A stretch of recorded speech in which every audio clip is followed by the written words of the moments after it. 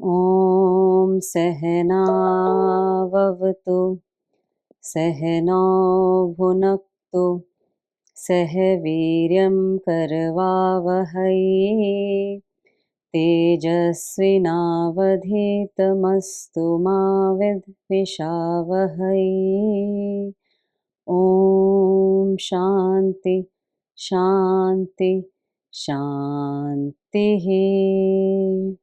गुरुर्ब्रह्मा गुरुर्विष्णु गुरुर्देवो महेश्वरः गुरुर्साक्षात् परब्रह्म तस्मै श्रीगुरुवे नमः। मंगलाचरण पेज नंबर 8 पे है। वासुदेवेन्द्र योगेन्द्रं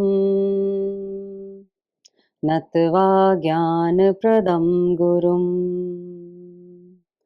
मुमुक्षूणां हितार्थाय तत्वबोधोऽभिधीयते।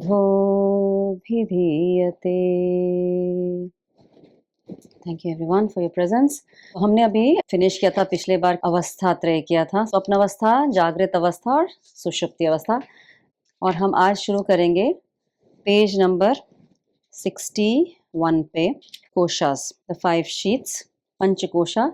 कोशा का मीनिंग होता है लेयर और कवरिंग। बटुए को भी कोश बोलते हैं, पर्स को भी कोश बोलते हैं, जैसे वो कुछ वैल्यूएबल छुपाता है।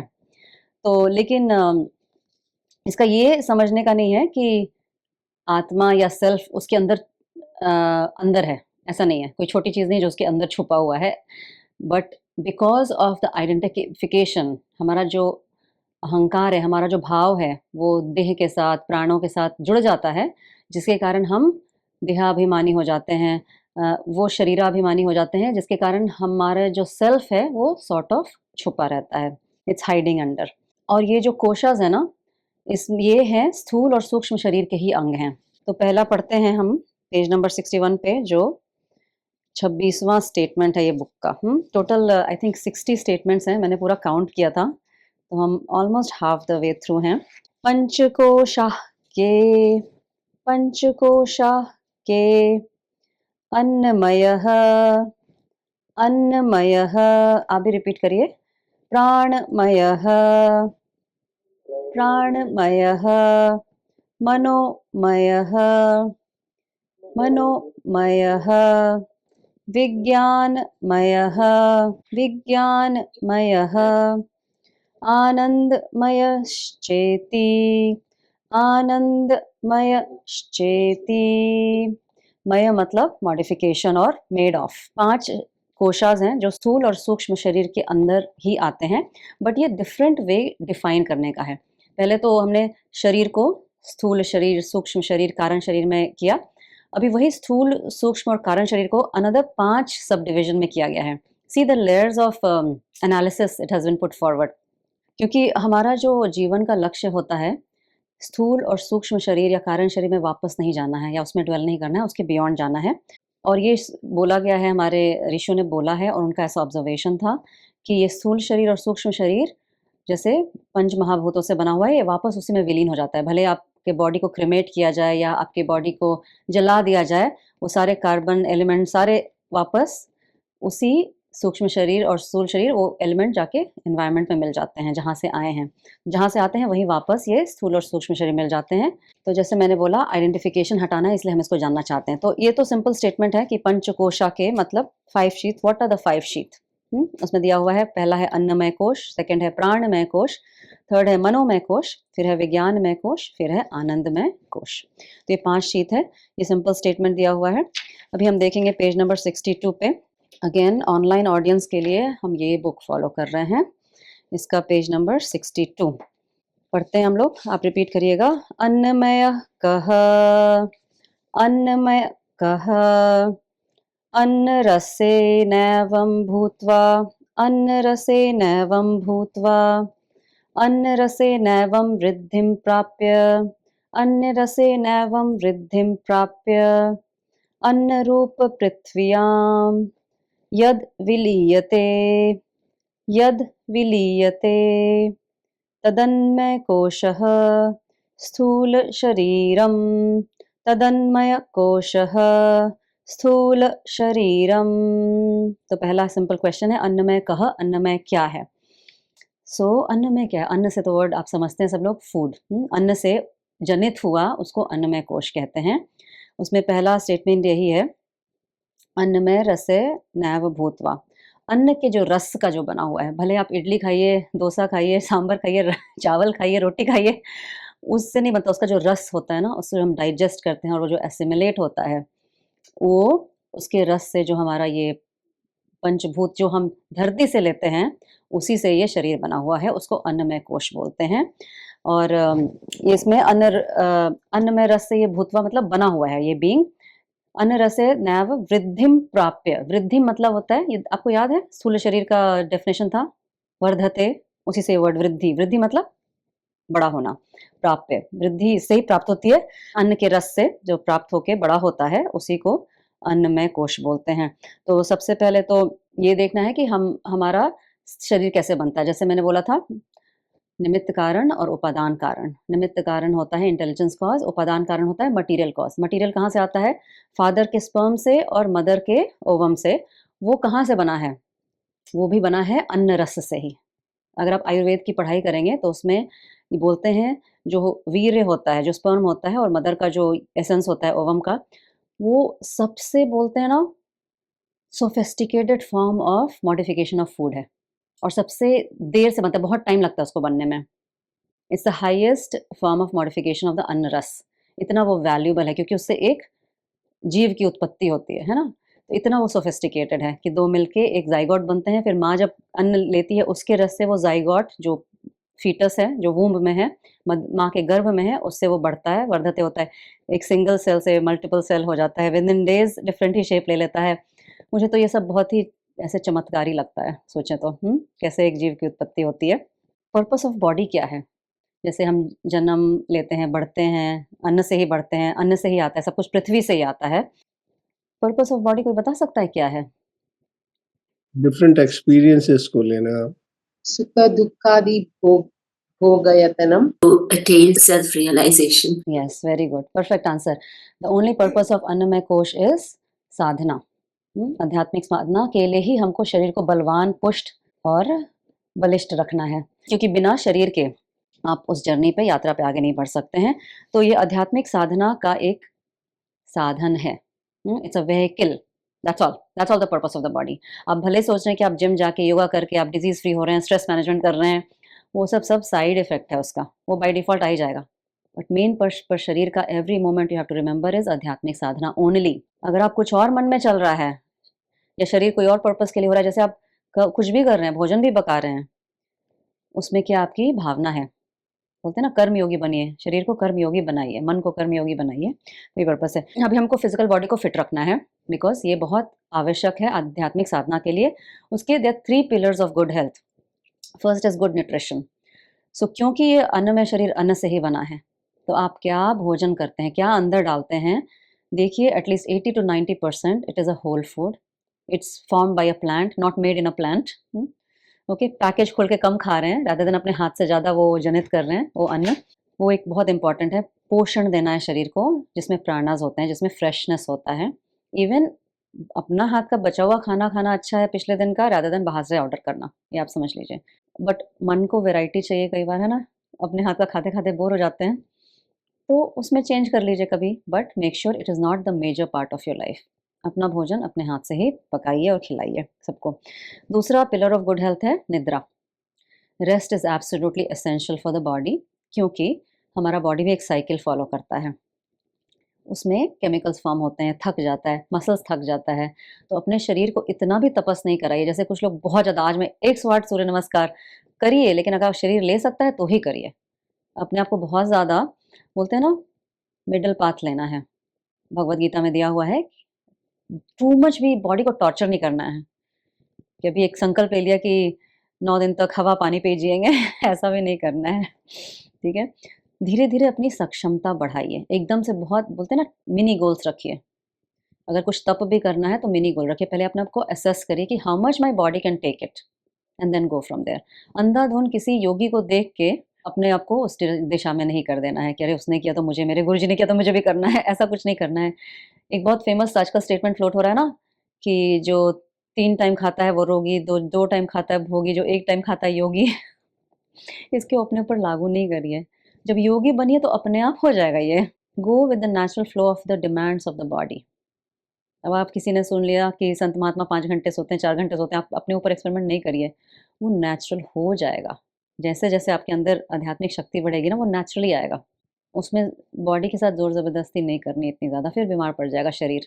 तो न्यूट्रिशन का बहुत ध्यान रखना है। न्यूट्रिशन भी आजकल धरती में न्यूट्रिशन की कुछ कमी हो गई है, नहीं तो पहले विटामिन बी 12 ये सब इतनी कमी नहीं होती थी वेजिटेरियन फूड में भी। बोलते हैं ना कि एनिमल डाइट में ही आपको बी 12 और आयरन ये सब मिलता है, बट एनिमल को कहाँ से मिलता है? सारे जो बलिष्ठ जानवर हैं वो तो घास फूस ही खाते हैं। अब हाथी को देख लीजिए, हाथी तो शेर के सामने भी ज़्यादा बलिष्ठ है। तो अगर आप न्यूट्रिशन प्रॉपर मील प्लानिंग करेंगे तो आपको कभी वेजिटेरियन डाइट में भी न्यूट्रिशन की कमी नहीं होगी। बहुत सोर्सेज है, तो रिसर्च करिए कि कहाँ से मुझे क्या न्यूट्रिशन की, और रेगुलर ब्लड टेस्ट कराइए एटलीस्ट साल में 1 बार। मान लीजिए आपको किसी चीज़ की कमी है तो उसका उपाय ढूँढिए कि कहाँ से मैं वो सोर्स ले सकती हूँ। दूसरा, अगर किसी चीज़ की अधिकता है जैसे कोलेस्ट्रॉल हो गया या लिपिड प्रोफाइल आजकल बहुत उल्टा-पुल्टा हो जाता है लोगों का, तो सबसे पहले ये देखना है कि आप नींद अच्छी ले रहे हैं कि नहीं। तो एचडीएल, एलडीएल का सबसे बड़ा इम्बैलेंस का कारण है निद्रा का इम्बैलेंस। जब भी आप 11 बजे के बाद जगते हैं 11 पीएम, आपके शरीर में मेलाटोनिन नाम का एक हार्मोन होता है जो स्लीप इंड्यूस करता है नेचुरली। वो धीरे-धीरे कम हो जाता है 11 बजे के बाद जगने के बाद, क्योंकि बॉडी को लगता है कि I don't need sleep, I need to wake up because there is some kind of crisis और I need to wake up for something. तो फिर कॉर्टिसोल नाम का हार्मोन बढ़ने लगता है। Cortisol is a precursor for, it's called a stress hormone, it's a precursor for diabetes, thyroid, sleep disturbances, insomnia, चिड़चिड़ापन और mental fog, inability to make decision। तो लिपिड प्रोफाइल अपना चेक करिए कि क्या चल रहा है। और ये तीनों पिलर्स, तीसरा पिलर है व्यायाम, एक्सरसाइज, जो कि आप करते ही हैं। वो भी अच्छी एक्सरसाइज, जैसे मैंने बोला इतना भी नहीं अपने आप को थका देना है कि मसल ब्रेकडाउन हो जाए, आपको 2 दिन मसल क्रैम्प रहे। ऐसा यहाँ कैनेडियन गाइडलाइन है 30 minutes of exercise per day, moderate amount of exercise. अगर उतना भी आप करते हैं, वॉकिंग ही कभी कर लीजिए कभी, और 30 मिनट्स कंटिन्यूस करने की भी ज़रूरत नहीं है। कई बार मान लीजिए किसी दिन योगा क्लास जैसे नहीं हो रहा अभी छुट्टियों में, 10-10 मिनट का 3 सेट कर लीजिए। You should have some like sedentary lifestyle नहीं होना है। तो ये 3 पिलर्स ऑफ गुड हेल्थ है अन्नमय कोश को सुखी रखने के लिए। न्यूट्रिशन, ओके, पोषण देना है शरीर को, निद्रा अच्छी लेनी है, आपकी जो शरीर की रिक्वायरमेंट है वो ध्यान देना है, अपने ऊपर अवेयरनेस डेवलप करिए, मुझे कितनी चाहिए, कितने समय की निद्रा में आप अपने आप उठ जाते हैं without alarm clock. Actually without alarm clock उठना चाहिए अपने आप जब नींद खुल जाती है। तीसरा, आप सफिशिएंट एक्सरसाइज कर रहे हैं कि नहीं। तो ये इन तीनों पिलर्स का ध्यान रखना है अन्नमय कोश को हैप्पी रखने के लिए, ठीक है, ताकि वो आपकी साधना में बाधा नहीं आए। सबसे बड़ी बाधा साधना में शरीर ही आता है। शरीर खुश नहीं रहेगा तो मन प्रसन्न नहीं रहेगा, मन प्रसन्न नहीं रहेगा तो कहाँ से पढ़ाई करेंगे। तो एक और भागवतम में आता है ये, जीवो जीवस्य जीवनम। इसका अर्थ क्या है? एक जीव ही दूसरे जीव को जीवन दे सकता है। मतलब आप रॉक नहीं खा सकते। बहुत लोग वेजिटेरियन फूड के अगेंस्ट बोलते हैं ना कि अरे तुम लोग भी तो वेजिटेबल को चॉप करके खाते हो तो एनिमल्स को चॉप करके खाने में क्या है। बोलना है कि हम पत्थर तो खा के नहीं रह सकते या सूखी घास नहीं, उसमें प्राण होने चाहिए, अन्न होना में प्राण होने चाहिए। कोई भी चीज़ हम कंज्यूम कर रहे हैं, लेकिन हमारा पहला प्रिंसिपल है अहिंसा परमो धर्म। अब हम बिना वेजिटेबल्स खाए तो जी नहीं सकते, बट किसमें पाथ ऑफ लीस्ट हार्म है, आपको इस तरह से उन लोगों को समझाना है कि पाथ ऑफ लीस्ट हार्म क्या है। अहिंसा मतलब नॉन वायलेंस नहीं होता। अहिंसा का मतलब होता है किसमें मैं कम से कम वायलेंस कर रही हूँ, क्योंकि सर्वाइवल के लिए जैसे लिखा है जीवो जीवस्य जीवनम, तो जीव को ही खाना पड़ेगा। प्लांट भी जीव ही होते हैं, उनमें भी चेतना होती है ना। जैसे छुई मुई प्लांट होता है ना, छूते हैं तो वो बंद हो जाता है, कई प्लांट आपने सुना है वो उसको छुई मुई बोलते हैं, तो उसमें भी तो चेतना है, वो भी वर्धते होता है ना, बढ़ता है वो भी। तो क्या करें, ये हमारी विडंबना है, हमारा रिक्वायरमेंट है, हमको दूसरे जीव को ही कंज्यूम करके रहना है, बट उसमें भी इंटेलिजेंट चॉइस बनाना है कि किसमें कम नुकसान हो रहा है। अब जैसे मैंने बोला कि eat food made from a plant not in a plant, तो भी ध्यान रखना है। प्लांट में बना है मतलब फैक्ट्री में बना है तो ज़्यादा पोल्यूशन ही क्रिएट कर रहा है। लीस्ट हार्म किसमें है, जैसे धरती माँ ने प्रोड्यूस किया वैसा लेके आओ, कम से कम अपने हाथ से प्रोसेस करो एंड देन कंज्यूम करो। तो उसमें बायो अवेलेबिलिटी भी बहुत ज़्यादा होती है। बायो अवेलेबिलिटी एक टर्म है जिसका मतलब होता है कि आप जो भी खाते हैं, जैसे आप कैल्शियम पिल खाते हैं, उसका कितना परसेंटेज अब्जॉर्ब होता है एज अपोज टू आप नारियल खाते हैं तो नारियल में भी कैल्शियम है, वो पिल में भी कैल्शियम है, तो नारियल जब कंज्यूम करते हैं उसका 80 to 90% अब्जॉर्प्शन रेट होता है बॉडी में, because it's natural, body feels it's my own, क्योंकि वो धरती वहाँ से आया, अन्नमय कोश का ही पार्ट है जिससे हमारा शरीर बना है। अगर हम कैल्शियम पिल लेते हैं उसका may be just 20 to 30% absorb होता है। ये तो हो गया आप शरीर का पोषण कर रहे हैं, लेकिन आप अपने आध्यात्मिक साधना में बढ़ने लगते हैं तो आपको धीरे धीरे क्या होता है ना, शरीर का अभिमान गलित होने लगता है, मतलब मिटने लगता है कि शरीर है, is just a tool, just like a hammer और अ स्क्रू ड्राइवर, ऐसा फील होने लगता है। फिर शरीर की सुंदरता से या उसके पोषण पे आपको जस्ट बेसिक रिक्वायरमेंट जितना है उतना ही आप करेंगे, उसमें बहुत ज़्यादा ऑब्सेसिव नहीं होंगे कि अरे मुझे ये पेन हो गया, मुझे यहाँ पे मुहासा हो गया, या ये हो गया, वो हो गया, टैन हो गया शरीर, इतना कुछ ध्यान नहीं आएगा। धीरे धीरे वो शरीर अभिमान गलने लगता है, वैराग्य आने लगता है शरीर से, ओके, वैराग्य आने लगता है तो आपको बस उतना ही उसका यूटिलिटी लगता है कि this is just a tool.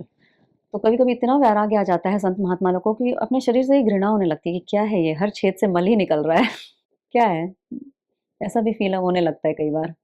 जब वैसी स्थिति आ जाए तो समझ लीजिए आपको अनुमय कोश से वैराग्य हो गया है। जब स्टिल सजने धजने का मन करता है या कुछ हो गया शरीर को तो दुख हो जाता है, अरे मेरे शरीर को क्या हो गया, तो मतलब शरीर अभिमान अभी स्टिल जीवित है आपके अंदर। Again this can not be induced by anybody, स्वजनित होता है, वो अंदर से अपने आप आता है, मेरे बोलने से नहीं आएगा, वो साधना का एक फल होता है।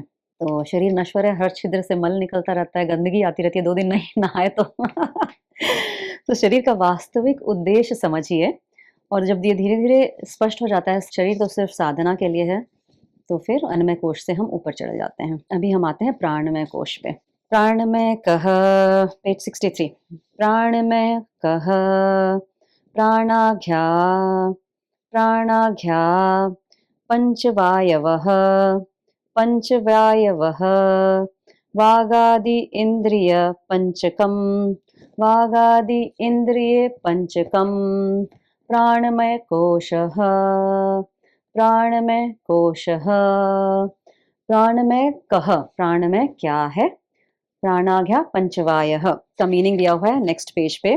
प्राणाघ्या ये प्राणों से बना है, पंच प्राण दिए हुए हैं, 5 modifications of the subtle body, ये आता है सूक्ष्म शरीर के अंदर। और ये प्राणमय कोश अकेले फंक्शन नहीं करता है, प्राणमय कोश is the power to act, it's a physiology, all physiological forces are called pranamaya kosh, and these physiological functions they don't act alone, they act alone with the कर्मेंद्रियास। तो यही दिया हुआ है, तो आप इसमें देखेंगे तो वागादि इंद्रिय पंचकम, कर्म इंद्रिया जो हैं उनके साथ ये प्राणमय कोश काम करता है। When pranas goes down we feel hunger and thirst, okay? अब ये people सोचेंगे कि having 3 meals is a purpose of life, ये प्राणों को पोषण करना, क्योंकि जब हमको हंगर एंड थर्स्ट होती है मतलब प्राणमय कोश हमारा कम हो गया है। कई बार आपने ये भी सुना होगा कमाते क्यों हैं, खाने के लिए, जैसे सुना है कि नहीं, मैंने सुना है या फिर आपने ये भी सुना होगा I am getting hangry, hungry plus angry. तो जो ऐसा होता है ना वो प्राणमय कोश से आइडेंटिफाई करते हैं बहुत ज़्यादा। जब ऐसा प्राण डिप्लीट होते हैं ना, या मैं बहुत थक गई हूँ, मैं नहीं थकी हूँ, प्राणास थक गए हैं, हाँ आपके प्राण थोड़े कम हो गए, क्षीण हो गए हैं, आपको उसको अच्छे से चाहे तो रेस्ट लेके या खाना खा के ठीक करना है वापस। तो एक बार मुझे किसी ने पूछा था what do you do for living, मैंने बोला आई ब्रीद अच्छा पेपी आंसर है दैट्स ऑल। तो कोई पूछे कि what do you do for living, just a funny answer. जैसे मैंने बोला प्राण कर्म और क्रिया शक्ति जनरेट करती है, हमारे प्राण ही क्रिया शक्ति जनरेट करते हैं, प्राण कम होंगे तो हमारी क्रिया शक्ति भी कम हो जाएगी। इसमें हम पंच प्राण देखेंगे क्या क्या है। तो पहले प्राण वायु, वायु बोलते हैं इसको, वायु भी बोलते हैं क्योंकि ये सर्कुलेट होता है। तो प्राण वायु है the faculty, the power, again power की तरह सोचना है, power that governs the respiratory system, यहाँ से ऊपर लंग से ऊपर जो सांस लेते हैं यहाँ से, एक इनहेलेशन एंड एक्सहेलेशन जो रिदमिक और रिदमिक उसका मेंटेन होता है, वो सारा प्राण वायु बोलते हैं, faculty that governs the respiratory system, ठीक है, इजी। अपान जो होता है नीचे की तरफ जाता है, जैसे इवैक्यूएशन एंड रिजेक्शन, सो मल जो त्याग करते हैं हम, इवन जो मासिक धर्म में ब्लड निकलता है हमारा, वो भी अपान वायु के कारण होता है। अपान वायु का आयुर्वेद में बहुत इंपॉर्टेंस है। जब भी आपके शरीर में कोई व्याधि आती है ना, रोग आता है, तो आयुर्वेदिक डॉक्टर्स यूजुअली अपान वायु चेक करते हैं कि आपकी अपान वायु कैसी चल रही है, क्योंकि जब एक्सक्रीशन अच्छा नहीं होता है ना तो आपके शरीर में टॉक्सिन्स बिल्डअप होना शुरू हो जाता है, वेदर इट्स क्रॉनिक कॉन्स्टिपेशन, या आपको पीरियड्स नहीं आए 3-4 महीने से, या फिर आपका यूरिनरी सिस्टम, ब्लैडर सिस्टम अच्छे से नहीं काम कर रहा है, तो टॉक्सिन्स डेवलप होना शुरू हो जाते हैं, और वो टॉक्सिन्स रीज़न होता है बहुत सारे डाइजेस्टिव इश्यूज़ का कारण होता है, स्किन डिजीज़ का कारण होता है, स्ट्रेस का कारण होता है, एंग्जाइटी डिप्रेशन का भी कारण हो सकता है अगर आपकी अपान वायु अच्छे से काम नहीं कर रही है, क्योंकि वो टॉक्सिन्स बॉडी को रिवर्स इफेक्ट करती है। तो इसका ध्यान रखना है कि आप अपना चेक करिए अपान वायु कि अगर कुछ बॉडी में आपको क्रॉनिक इन्फ्लेमेशन चल रहा है तो। नेक्स्ट है व्यान। व्यान आता है व्य, उसका रूट वर्ड है व्याप्त, सर्वव्यापक जो है पूरे सिस्टम को ये करता है सर्कुलेट। तो सर्कुलेटरी सिस्टम, हार्ट सिस्टम इसमें आता है। Circulation of blood and nourishment to each and every cell of the body is done by व्यान वायु। एंड जैसे इसमें आपको अगर आप एक ही पॉस्चर में बैठे हुए हैं तो आपको लेग में क्रैम्पिंग होने लगेगी या अकड़न होने लगेगी ना, तो मतलब आपका व्यान वायु थोड़ा अवरुद्ध हो गया है, मतलब ब्लॉकेज हो गया है। तो उठ के थोड़ी एक्सरसाइज करिए, स्ट्रेच करिए, तो आपको व्यान वायु को वापस संचालित कर सकते हैं। नेक्स्ट है उड़ान वायु। उड़ान वायु जैसे इट्स अ रिएक्शनरी थिंग। जैसे शरीर में कुछ अच्छा नहीं हुआ ना, जैसे आपने कुछ खाया जो आपके शरीर के लिए कंड्यूसिव नहीं है तो उल्टी आ जाती है, या कुछ अपचन हो गया तो उल्टी आती है। उसके लिए जो चीज़ को एक्सपेल करता है ना, उसके लिए उड़ान वायु रिस्पॉन्सिबल होती है। उड़ान वायु, शेडिंग ऑफ टीयर्स और स्नीजिंग भी इसके अंदर आता है। And it's responsible for continuous emerging of thoughts also from the mind. कुछ भी बाहर निकलना है ना तो उसके लिए उड़ान वायु होता है। और बोलते हैं जब हमारे प्राण जो सूक्ष्म शरीर का पार्ट है वो बाहर आते हैं मृत्यु के समय, तो उड़ान वायु ही उसमें सहायक होती है। मैंने तो एक्सपीरियंस नहीं किया ना, मुझे याद है तो मैं ज़्यादा इसके बारे में नहीं बता सकती बट ऐसा हमारे ऋषियों ने बोला, हमारे वेदों में। अब ये सारा ज्ञान तो वेद से ही आ रहा है। आप ऐसा नहीं सोचिए कि ये प्रकरण ग्रंथ है, शंकराचार्य ने अपने मन से ये सब लिख दिया। ये सारा ज्ञान वेदों से ही आ रहा है, उसके ही पोर्शन से आ रहा है। फिर लास्ट वायु यहाँ पेज नंबर 63 पे दिया हुआ है समान वायु। समान वायु की मुद्रा ये होती है, जब सब समान आते हैं, जब फूड हम डाइजेस्ट करते हैं, एसिमिलेट करते हैं, वो समीकरण होता है ना, एसिमिलेशन जो डाइजेस्टिव सिस्टम का, वो समान वायु उसको हेल्प करती है। It's a power behind digestive forces and assimilation. जठर अग्नि भी इसके कारण ही होती है। तो ये साइलेंटली हमारे शरीर में काम करते रहते हैं, और बट ये हमेशा हमारे जैसे कि कर्म इंद्रियाज हैं उसके थ्रू काम करते हैं। ये सारे जो वायु हैं या फिर प्राण हैं, इनको ये प्रकृति का पार्ट है और इसको देवी की भी संज्ञा दी गई है। सब देवी का ही रूप है। अगर आप दुर्गा सप्तशती में एक आता है, या देवी सर्वभूतेषु निद्रा रूपेण संस्थिता, या देवी सर्वभूतेषु, सब बहुत कुछ आता है। देखिएगा सारे आप सूक्ष्म शरीर और शरीर के पार्ट्स और मन के पार्ट को ही देवी का संज्ञा दी गई है। मतलब ये सब शक्ति है। इसको अभी आप कैसे यूटिलाइज करेंगे अपने साधना के लिए, प्राण को भी वो आप पे निर्भर करता है। तो उससे भी अटैच नहीं होना है बहुत ज़्यादा।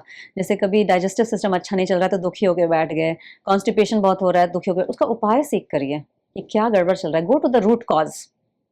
आई always tell you to go to the root cause for everything. Okay, कुछ ना कुछ सिस्टम में गड़बड़ चल रहा है, नहीं तो ये बना हुआ है हमारे लाइफ टाइम तक के लिए काम करने के लिए। Go to the root cause, what is somewhere there some imbalance in the body. चाहे तो मन से उत्पन्न हो रहा, तो हमारा शरीर का काम है, अन्नमय कोश का है काम प्राणमय कोश को पोषण देना, प्राणमय कोश का काम है स्टेबल रह के मनोमय कोश को पोषण देना। एक एक सिस्टम ठीक रहेगा तो आप आगे जर्नी में बढ़ते जाएंगे। तो उसको आप कैसे यूटिलाइज कर रहे हैं, उसको सब व्यवस्थित रख रहे हैं कि रख रहे हैं, ये हमारी रिस्पॉन्सिबिलिटी है। अभी हम नए साल में एक नए मन के साथ मनोमय कोश को देखेंगे ठीक है, तब तक के लिए नमस्कार। और हम ओम पूर्णमदा से समाप्त करते हैं। हाथ जोड़ लीजिए। And understand that all our body and the prana, everything is only for one purpose, which is for our spiritual sadhana. आध्यात्मिक उन्नति के लिए हमको प्रकृति से, देवी से हमको भेंट मिला है, गिफ्ट मिला है। ये ध्यान में रखते हुए कि ये हमारी रिस्पॉन्सिबिलिटी है कि we take care of our body, we take care of all our systems, because these are the resources for us to grow in our self journey. Okay? Take a deep breath in. Om Purnamadah Purnamidam Purnat Purnamudachyate Purnasya Purnamadaya Purnameva Vashishyate. Om Shanti Shanti Shanti. Hari Om everybody.